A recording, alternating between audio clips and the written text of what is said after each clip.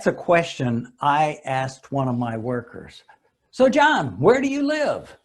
And John said, behind your building, down the alley and under a trailer down there. Madam Toastmaster and all of you folks with a roof over your head. In my 15 years of running an employment agency and having more than 12,000 workers, it's my opinion that many of these folks that I experienced were on a course or a path of their own choosing.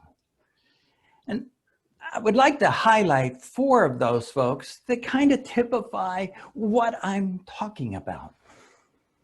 And the first one that comes to mind is a man on a path that you and I might not have picked, and that's Chuck.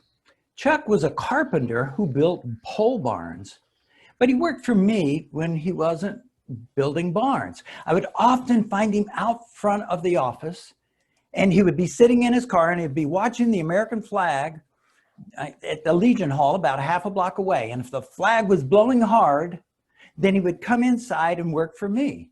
If it wasn't blowing, then he would go out and build barns. But there was a problem, I thought, but Chuck lived in his car. He didn't need to live in his car, but he did. He spent his nights at a truck stop on the outskirts of town. To clean up, he would just pay the $2 shower fee at the truck stop. But Chuck was very good at what he did.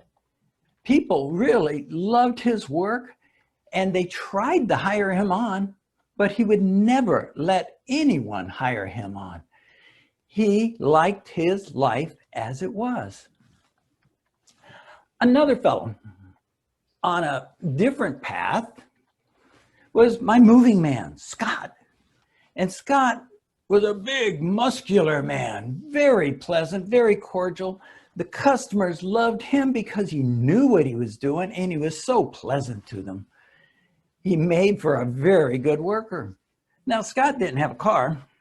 And so when I put him on moving jobs as often as I could, and then other times when I didn't have a job for him, he would work or volunteer down at the Salvation Army, which was only 2 blocks away. Well, either way, whether he was working for me or working down at the Salvation Army, toward the end of the day, he'd migrate down to the office again, and he was looking for a ride home. And oftentimes, I would take him to home. And so he would wait for me to finish up, and he would sweep out the office, mop the whole thing. But when I got done, I would drop him off on the other side of town. And he always had me drop him off at a busy intersection. He said he lived very, very close to it. And this went on for more than a year. And little did I know that, yes, there was a busy intersection. And beyond the intersection were the railroad tracks. And beyond the railroad tracks was a storage unit. Scott was living in a storage unit for more than a year, hot and cold. And in Cheyenne, it gets really cold. He was discovered after a year and had to move out. But I bring up Scott because this man was a very decent man, a good man. I trusted this man, but he just chose a different place at night to rest his head. Another, would you consider a motel home? Within, let's say 100 yards of my office door were 3 very expensive motels. All right. They were cheap hotels or motels. And many of my workers stayed in these motels. One of them was Gino. And Gino was a friendly, gregarious worker. Yet he called himself a hobo. And one day he came to me and said that he's got to go down to his bank in Colorado Springs to get some money out. And he'd be back in a couple days. Now he left on a Monday, and true to his word, he came back on Wednesday to go to work.